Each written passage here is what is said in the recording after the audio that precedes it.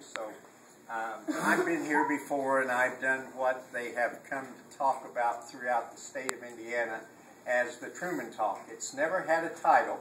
I'll have people call me on the telephone and said, would you come and give the Truman Talk? One time it happened on the 4th of July in New Albany, Indiana, that I did the Truman Talk. There have been other times that I've been to Terre Haute. I've also been, if you're familiar with the Allied Masonic degrees, I have done presentations of the Truman Talk for them. The High 12 clubs.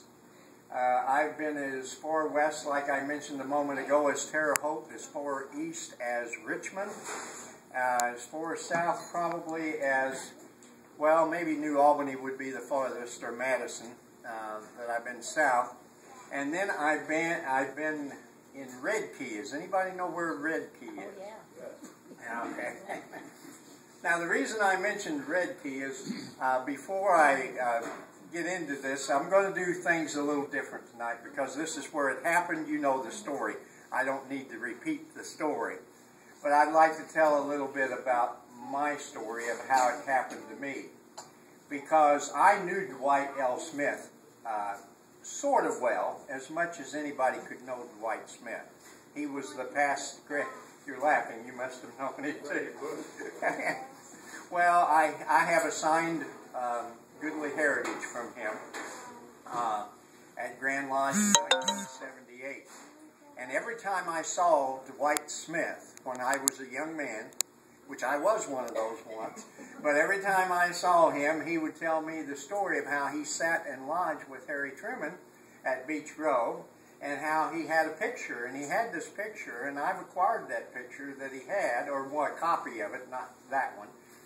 But anyway, I would say, that old man tells that story every time I see him. I'm getting tired of hearing that story. And then in 1995, a friend of mine, Jeff Scott, was master of Ellettsville Lodge. And they had planned a trip to Harry Truman's independence, to the library, to the lodge that was named after Harry Truman. And I don't know if, have you ever planned a trip here? You know, like going to D.C. or someplace. Everybody, when you first say you're going to go on this bus trip, and you need so many people for the bus, everybody goes, I'll go, I'll go. Then when you tell them that it's going to be maybe $350 a person or $250 a person, then that gets rid of some of them. And then as time goes on, more of them start backing out. Well, oddly enough, that's what happened at Ellettsville Lodge. They had a bus load, and then all of a sudden people started backing out. Well, I'd already planned to go with them. So Jeff said to me, he said, would you do me a favor? Would you do some research into Harry Truman's visit at Beech Grove and come down here and make a talk to pump them up so they'll go on the trip? And I kind of laughed and I said, well, I'm not sure, but I'll try. Now, do any of you in this room remember Brother Don Hiltz? I probably should say Worshipful Brother Don Hiltz. Very fine gentleman, very fine man. Now, I have in my briefcase here a copy of your attendance register upstairs. And Worshipful Brother Don allowed me to make that copy. You know, carry it out the front door here, go across the street to that pip or whatever it was. And the only thing he said to me as I started walking out the door, he said, now, Cleon, be very careful with that. And I said, don't worry, I'll be very careful. And the lady that was making the copy, she even saw Harry Truman's signature there. Of course, it's got that little check mark on it, you know.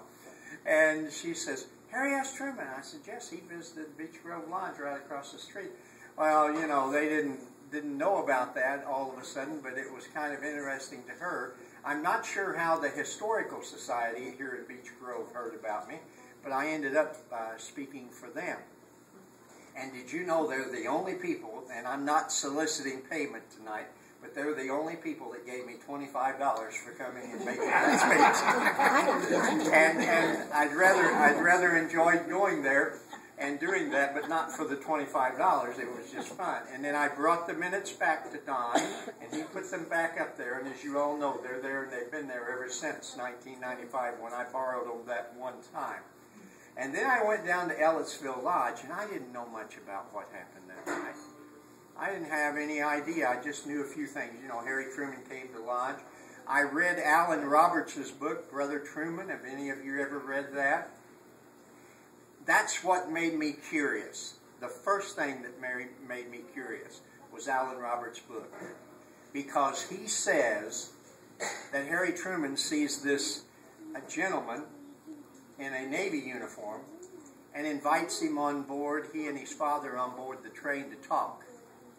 Now, there's got to be more to that story than that. I mean, the President of the United States just doesn't look out and say, oh, would you like to come into my train tonight? I see you're in a Navy uniform. There's a lot of people in a uniform, all kinds of uniforms. And I said to myself, and I even said that night in Ellettsville, there's got to be more to this story. I'm going to have to figure out what it is, but there's got to be more. But we pumped them up, and we went to Harry Truman's Lodge. We had a whole busload of people, and we went out there. And like I said, that first talk probably wasn't very educational because I didn't know a whole lot about that night. But we went to Harry Truman's Lodge. In fact, I have a picture of Janet and I. Oops. Can't lose any of this stuff because some of it's irreplaceable. This is in front of Harry and Bess's house. And I'm thinking now that I'm going to scan this and make a PowerPoint presentation out of it because this thing is picked up so much so that I can shine the pictures up on the screen and really make it a lot neater because I keep learning more about that night all the time. And a lot of that is thanks to these people right here. In fact, Mr. Greenfield, I want to thank you and Carmen for this. This is very interesting, and we'll get to that in a few moments. But one of the things that happened is the night that I was in Red Key, I did something that I had not thought of before. I kept finding out more information. I kept adding to the Truman Talk.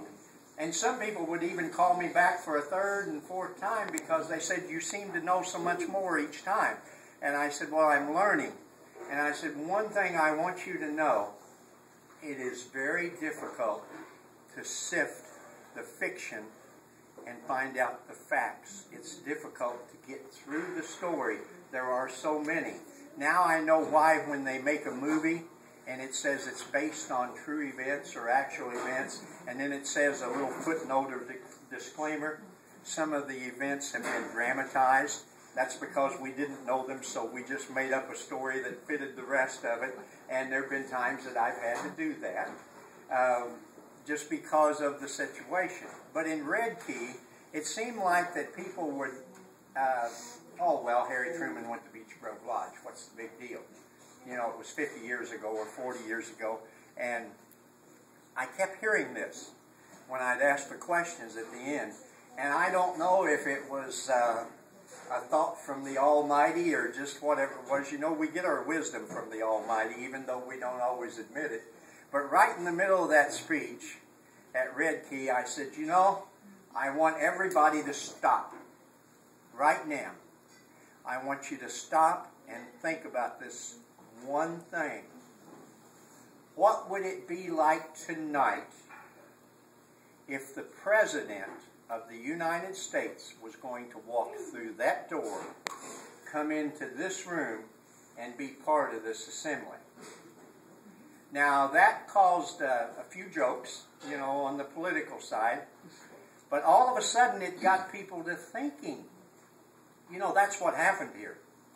The President of the United States, who was on the Whistle Stop campaign, and if any of you are history buffs like I am, you'll know that that Whistle Stop campaign, Harry Truman wasn't supposed to win the election. In fact, he got a lot of mileage out of that Chicago Tribune paper that said, Dewey defeats Truman. That was the same campaign that he stopped here and took time to go to the lodge.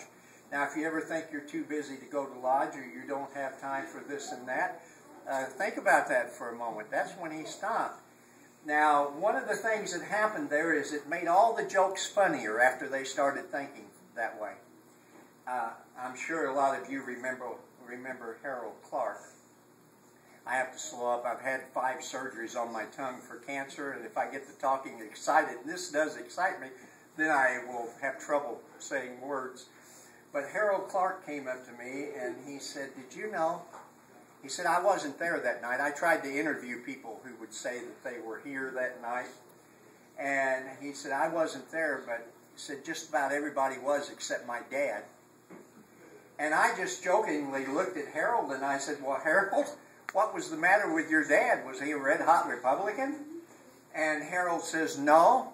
He said, "The telephone committee called and they said the president was coming to Lodge tonight, and my dad said, 'Yeah, right,' and slammed down the phone." I think a lot of people did that. Yeah, now, come to find out, I found stories like that all the way to Crawfordsville. In fact, the code between, from what I understand, the telephone committee code really was supposed to be that if you said there's Lodge tonight, it meant he was coming. But nobody was really sure he was coming up till the last minute. And that even includes Lonnie Stratton, the master, that night. He wasn't sure either. And he had told a lot of people he was. Oh, that's a more recent picture of Lonnie. Does anybody recognize him in that picture? He lived at the Masonic Home. There's some others I have. I was chaplain at the Masonic Home when Lonnie lived there. And I enjoyed and received much information from him as well as from you folks. And it was an enjoyable time. But Lonnie finally admitted to me that he wasn't sure, that he even sneaked away from here, went out to the War Memorial trying to get to Truman to make sure that he was going to come. And he couldn't get to him at the War Memorial. And he said, "You see those pictures with my coat over my apron?" Now in Indiana, everybody's supposed to wear their apron on the outside of their coat. But in Lonnie's pictures, his apron is, his coat's over it. That's because he hurried back from the War Memorial, went upstairs, started setting up extra chairs, and forgot and put his apron on over his coat. And he felt bad about that forever and ever. And I told him, I said, "Lonnie, the pressure of that night, I wouldn't worry about it at all." But it is kind of interesting because thanks to the Stratton family, and thanks to, and I'll try it once because this sometimes, Bauermeister. Did I? Meister. Bauermeister. Okay. See, this surgery really, I couldn't talk plain before, but now I got the surgery really excuse. But anyway, this is a very interesting letter. It's on White House stationery. It's dated, oops, that's the wrong letter. It would have been nice to have read that one too. This one's also on White House stationery. It's dated September the 15th, 1948. My dear Mr. Stratton, the President is deeply appreciative of the invitation you so cordially extend to him in your letter of September 10th on behalf of the members of your lodge, and has asked me to express his thanks for your kind thought. However, his schedule for the month of October, as it now stands, is so extremely heavy that as much as he would like to be present for the special ceremony to which you so interestingly refer, he does not feel he can make any additional commitments. He reluctantly sends his regrets and hopes that you and all concerned will understand. So no one really expected him to come. However, the mayor of Beech Grove and Lonnie drove up to meet the train that morning, and then Donald was recognized, but not because he was just in uniform, as Alan Roberts says, but because he was recognized. He had been a friend of the President's for some time. In fact, when he took his physical therapy training at Bethesda, and I do want to thank you for this. Some of it I can't read because of the copier, but in a moment I'm going to ask a couple of questions since we're here tonight about comments. already asked you a couple of them, but I'm going to ask everybody and have a little fun at getting that explained to me. But they became good friends. And he was a little disappointed when he got assigned to the USS Williamsburg, because nobody had ever heard of it. And every man in the Navy wants to go out to sea. And then he said that when he got on board the ship, when he reported for duty on, I guess on the Williamsburg was on the Potomac River, and he reported for duty, he said he was met by 2 armed guards. Just like that. And they took him to the captain. And the captain explained that he was the personal physical therapist to Harry S Truman, President of the United States. Now, the amazing thing about this is news people have changed quite a bit. Roosevelt was never photographed in his wheelchair. Very few times did the news media photograph. Also, I think I can glean from this diary that Truman had some back problems, and that Donald had recommended that he walk that fast, brisk walk to help with these back problems, and that their friendship almost was immediate. I do want to ask you, did he ever say who the ensign was? And I'm saying the ensign is a naval officer of some ensign. Did he ever say who he was? Did they ever give his name?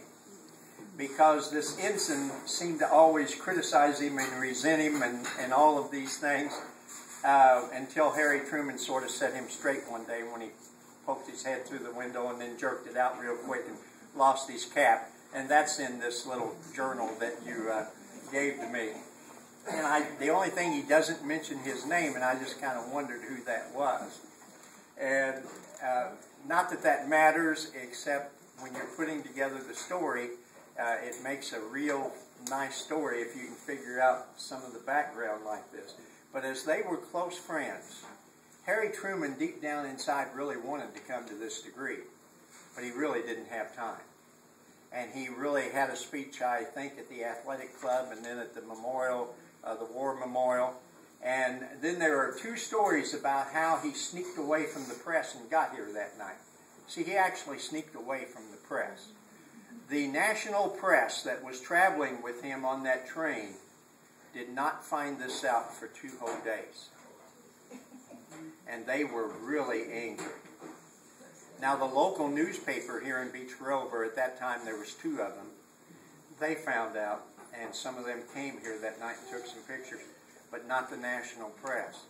In addition to that, this was supposed to be a secret, and at that time, I think there were 4 people on the Beech Grove Police Department, one of them being the chief. And all of a sudden, late in the afternoon, there were people on top of the roofs, and there were state police, and all of this all over the place. And can you imagine walking down the street and this is supposed to be a secret? Anything happening in town tonight? No. Everything's pretty well normal. It's, it's just not going to be happening.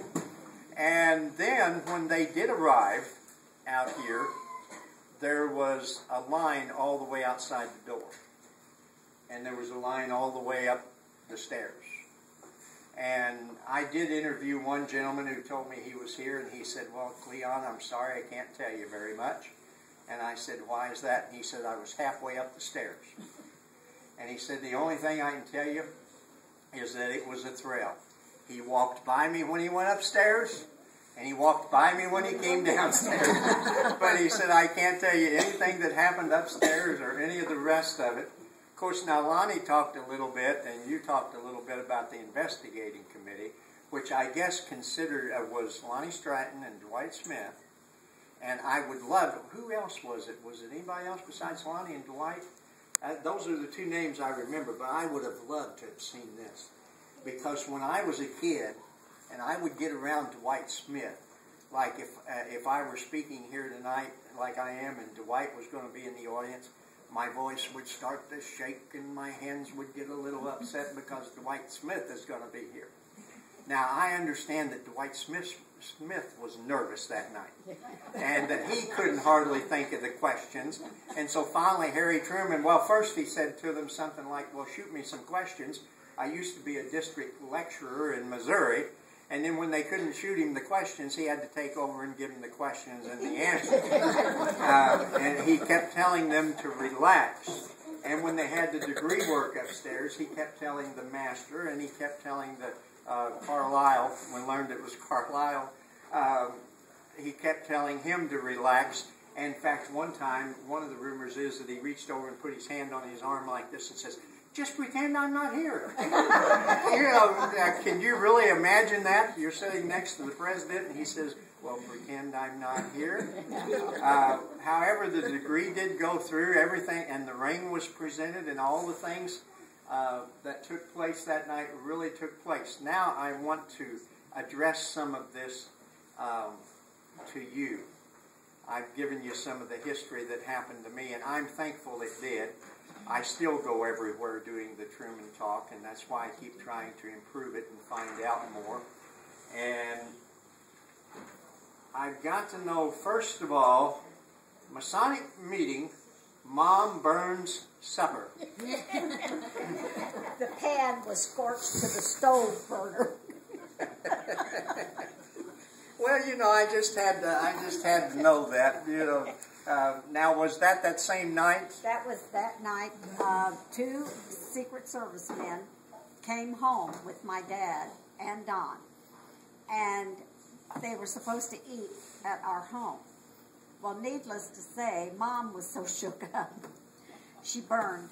I mean, the pot actually was melting to the burner. So they had to take these men out to eat dinner that night. So they did not get fed at the Bauermeister house.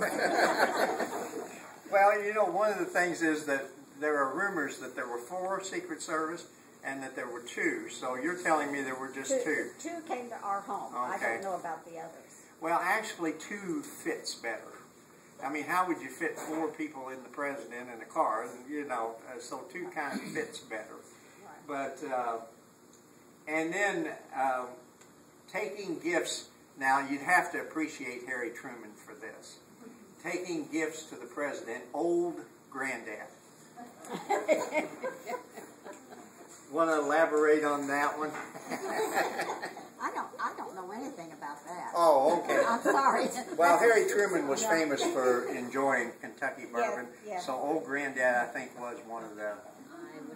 What he did do, when Don had an appointment with him, they would sit down and have their chat, and he had a bunch of these little tiny liquor bottles that you get on airplanes. Right.